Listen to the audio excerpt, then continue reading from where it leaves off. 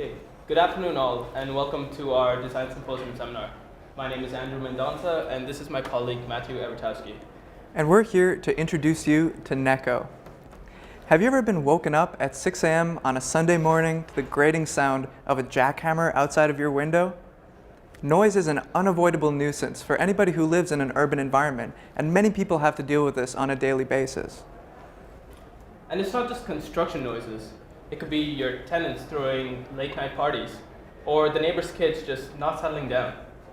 Whether it's keeping you from taking a nap, or from meeting a project deadline, we've all had moments where we could just use some peace and quiet.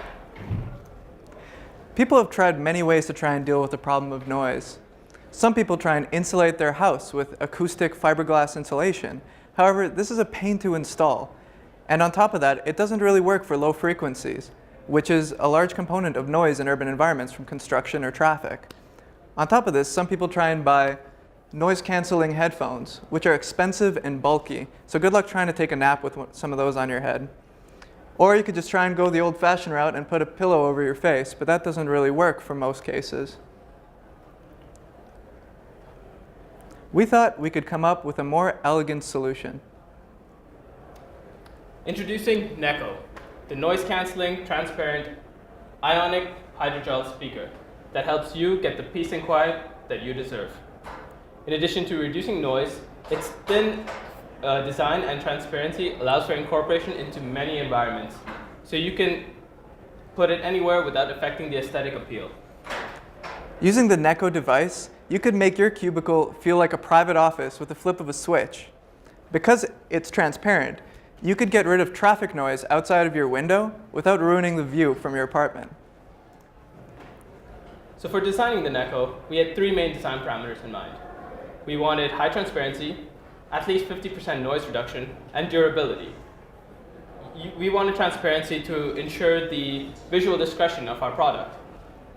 50% noise reduction because we obviously wanted it to function as we wanted to. And durability because we don't want to be buying new Necho every day. So our device works on the principle of noise cancellation. In modern devices, the way that this works is that you have a microphone that detects your incoming noise signal and samples it. The internal circuitry of the device then applies a 180-degree phase shift to your signal and amplifies it correctly. It then passes it to a loudspeaker, which emits the sound. When your anti-noise sound and your noise sound meet in a local area, they undergo destructive interference, which results in noise cancellation. In theory, if you have proper amplitude, phase, and frequency matching, you could have complete noise cancellation and a local position. And this is the same principle that the Necho uses. A microphone picks up the incoming noise, which is then converted into a voltage signal, and phase shifted through our signal processing circuit. This is then sent to our ionically conductive hydrogel actuators, which transduce the signal into sound waves and re-emit it into the local area, thereby canceling the noise and letting you sleep like a baby. So how does this all come together? The Necho can be broken down into two main design components. The first one is the physical membrane itself, the hydrogel speaker, which vibrates and produces the sound which cancels your noise. The second one is the noise canceling circuitry, the signal processing portion, which makes sure that your noise canceling goes off without a hitch. The transparent loudspeaker is composed of a dielectric elastomer made of VHB material, which is sandwiched between two layers of polyacrylamide hydrogel. Polyacrylamide was chosen for a number of reasons. It's cheap, it's flexible, and it's transparent. So when it's in a hydrogel form, it can stretch a lot without breaking. The water in the hydrogel contains dissolved ions. These ions are, because it's a ionically conductive material, these ions are the charge carriers, as opposed to an electrically conductive material in which electrons and holes are the charge carriers. When these ions undergo a potential difference, they will collect on the interface between the dielectric and the hydrogel. This creates an electric field across the dielectric. In response to the electric field force, this causes a thickness contraction in the dielectric, causing it to expand. And this principle and phenomena can then be extrapolated to using AC voltages. When you apply an AC voltage, successive contraction and expansions are produced. By fixing the edges of the dielectric, we can, the expansion and the contractions of the hydrogel basically cause the whole membrane to vibrate. These oscillations displace the air and thereby produce sounds, just like the diaphragm of a speaker. The frequency and amplitude of the oscillations directly correlate to the applied voltage. So the fabrication of the hydrogel took a lot of work and ingenuity to get a proper SOP in place that you could reproducibly make your hydrogel speaker. This we have shown here is the result of a number of iterations. It's the end result SOP. You start off with an acrylamide solution mixed with your calcium chloride salt and a UV cross-linking agent. This is then poured into a glass mold and covered with a quartz plate. It's then exposed to UV light, which starts the polymerization. The reason we chose quartz is because we wanted something which would both be extremely flat, so you could properly sandwich your solution, and still be transparent to UV light, so that you could polymerize your solution. The resulting film was then cut into the appropriate shape, and it was carefully peeled off of the glass mold. Finally, we attached the hydrogel onto either side of our VHB dielectric, and stretched the entire thing over an acrylic frame to make the shape of the loudspeaker. These steps of our SOP were optimized to overcome some of the challenges that we faced when making the hydrogel films. So the initial sizes of the hydrogel was 100 micrometers in thickness, and we used sodium chloride ions.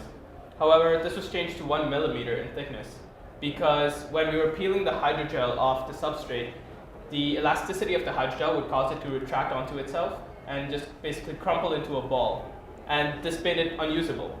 However, when we increased the thickness, it didn't crumple onto itself as quickly, or when it did, it was easier to basically separate and make into a film.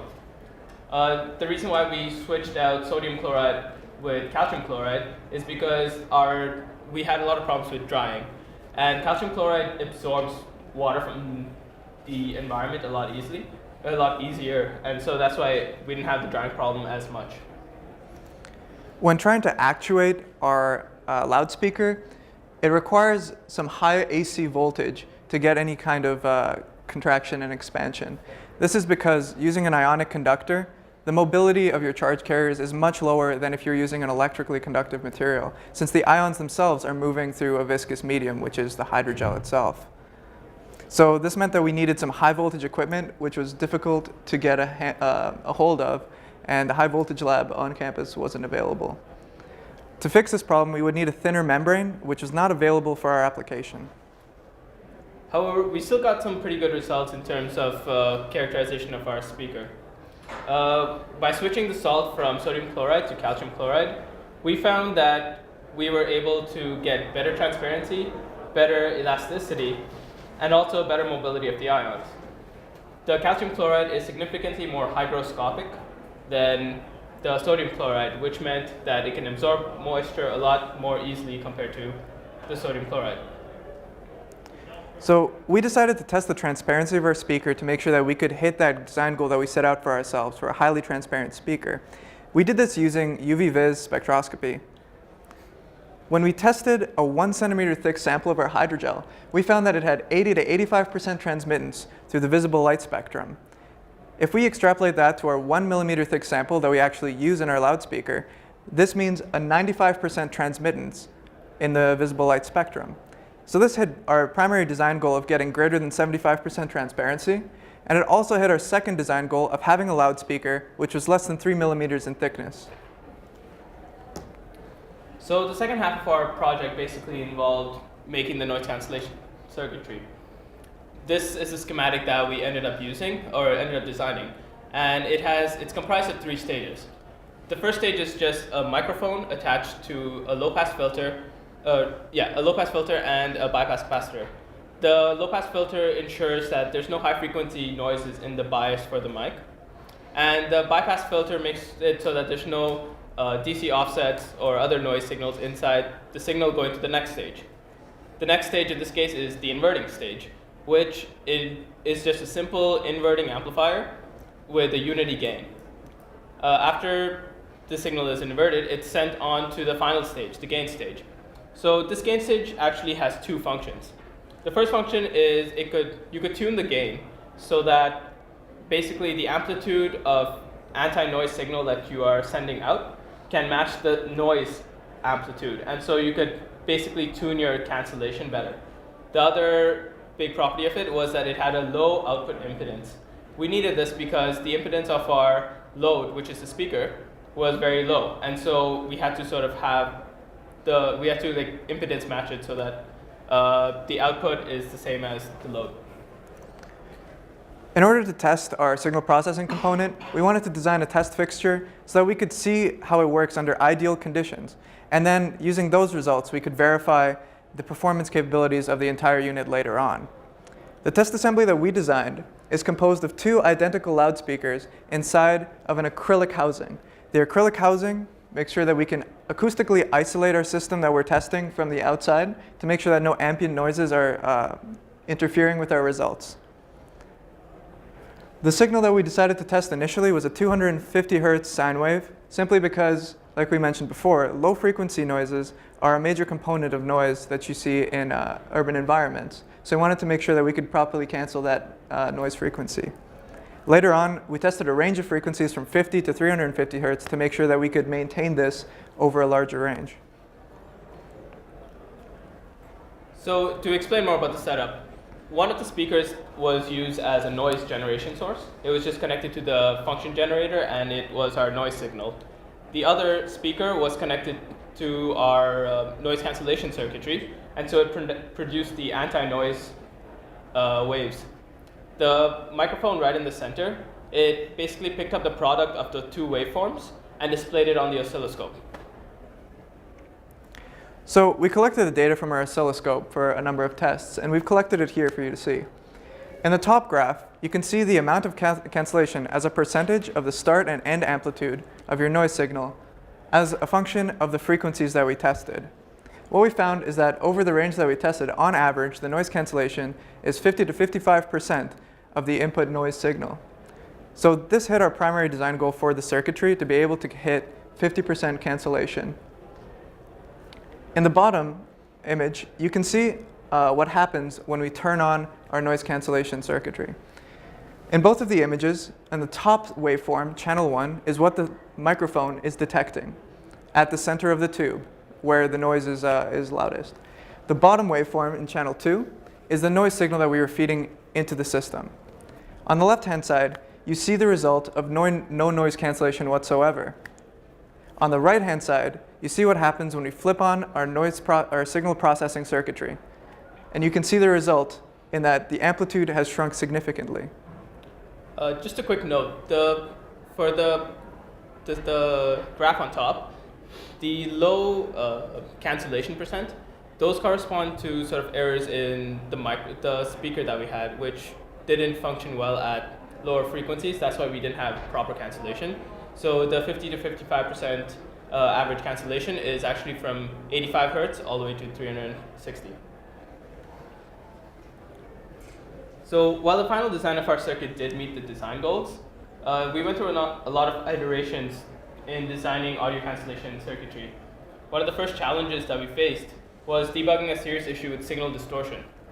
After a number of component changes, we discovered that the input impedance from the op-amp to the speaker was too high relative to the impedance of the speaker itself. And so this resulted in loading of the circuit, meaning that the supply could not maintain the power requirements. The first attempt to fix this problem, we tried to reconfigure one of the op-amps we were using in a simple buffer amplifier to try and decouple our circuit from the loudspeaker.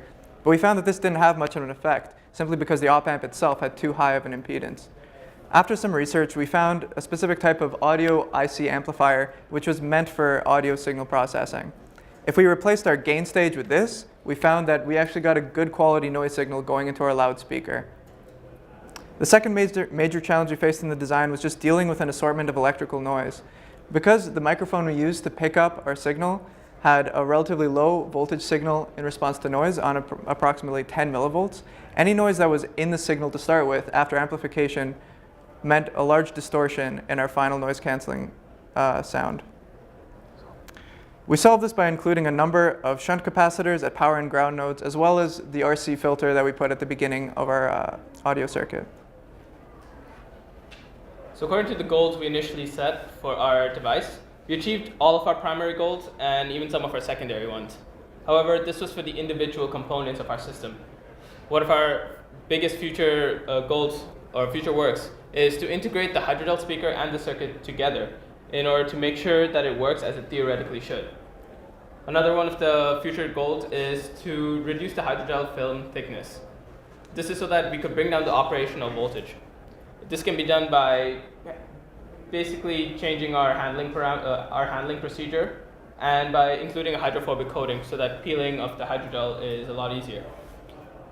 Another thing which we could do in the future is experiment with different salts. Using a salt like lithium chloride, which is even more hygroscopic than calcium chloride, would help to better retain moisture or even absorb moisture from the air. To further increase the moisture retention, we could also look into finding a material that we could use to encapsulate the entire speaker so that the hydrogel itself is not directly in contact with atmosphere. This would require quite a bit of research so that we can actually find a material which will be able to maintain the transparency, flexibility, and elasticity of our speaker under a variety of conditions. Finally, the circuit that we designed was all tested and built on a series of breadboards. If we wanted to turn this into a PCB, we could get a better form factor, as well as most likely reducing some of the electrical noise in our circuitry. To conclude, we successfully made a noise-canceling circuit, and we successfully made a hydrogel loudspeaker. But we need further development to actually be able to integrate these into a single device. We would like to thank our team, as well as John Saad and Chris Keplinger, for their invaluable expertise and help in bringing our product to life. We'd also like to thank Eric Bruzet, our supervisor, since he helped keep us motivated and on the right track. And we would like to thank all of you for your attention and for coming out to our symposium.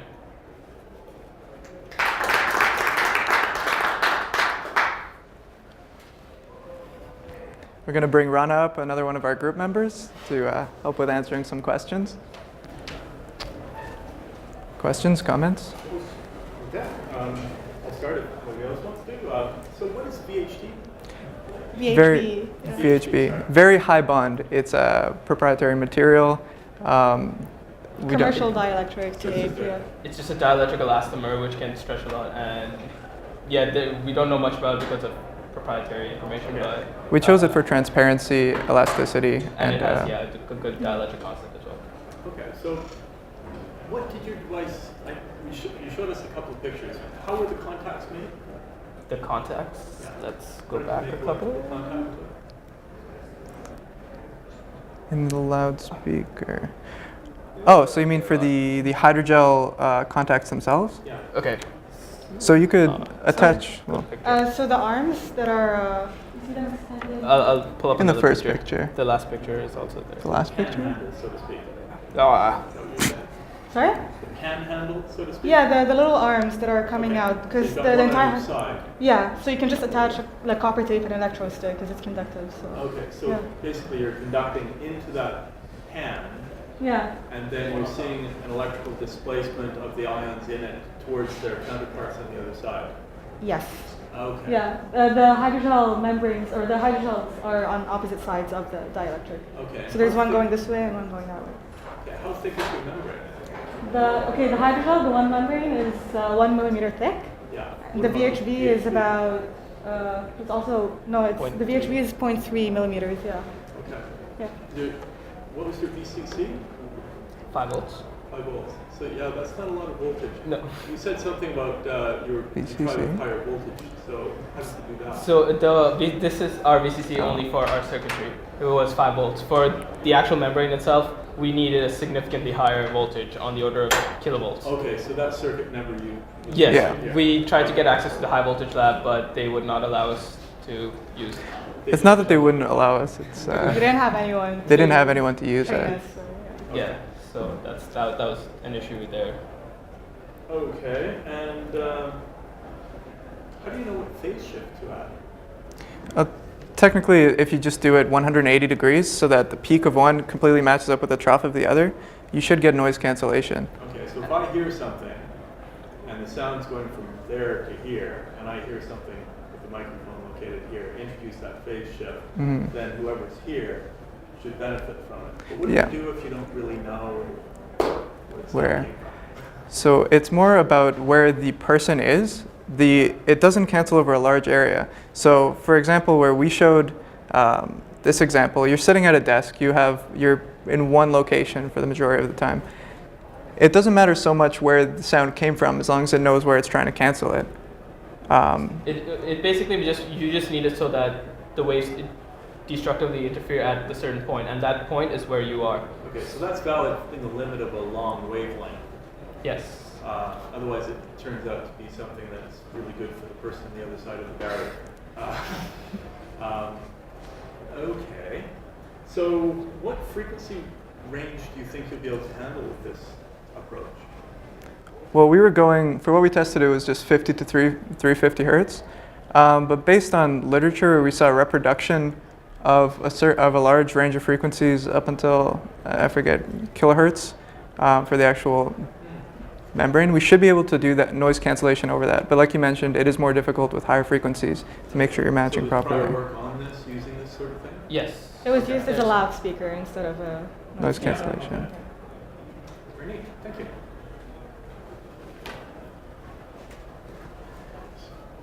I'll try one. I don't have a background in any of this.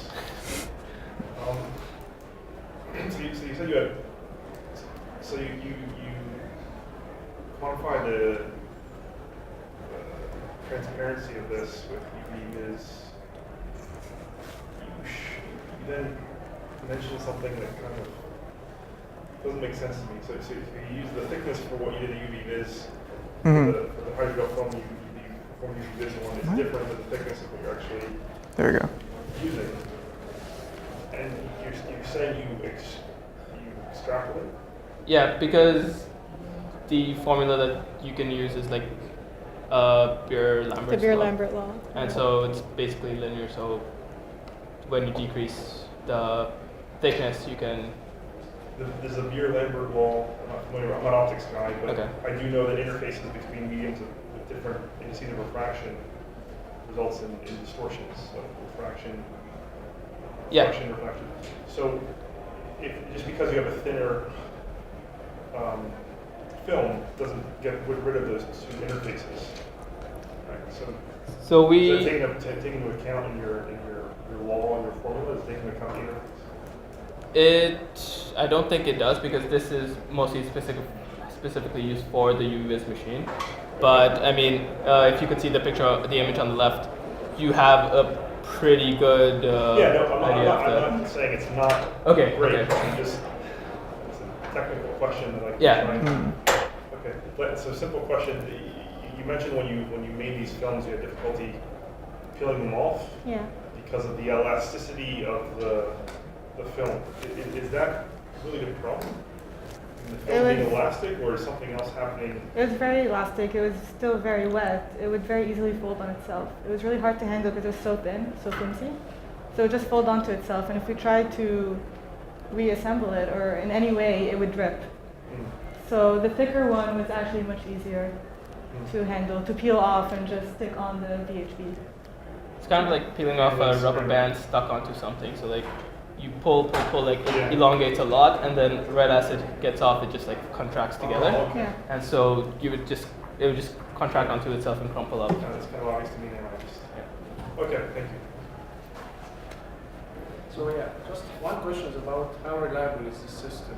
Because you are depending on like you need 10,000 kilovolt, Yeah. 20,000 kilovolt to make this membrane works, which is you can imagine like anyone can just purchase a set of speakers, then you need a station behind him to make these membranes work.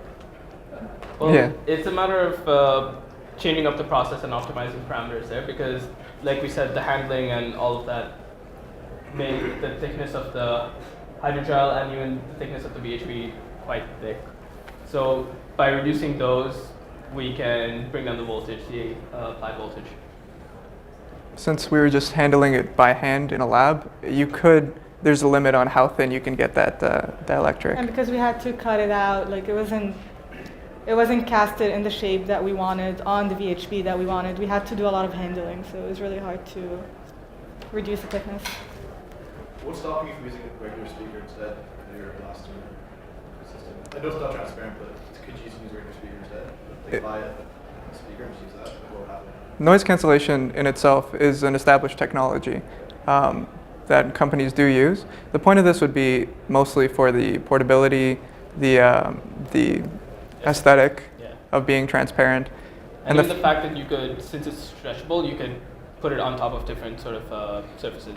You're not confined to having like how you have speakers, which is like a box, and you have that big chunky thing around. That, and it's really cheap to make, technically. It's salt, polyacrylamide, and water. Questions? One last question. Yeah.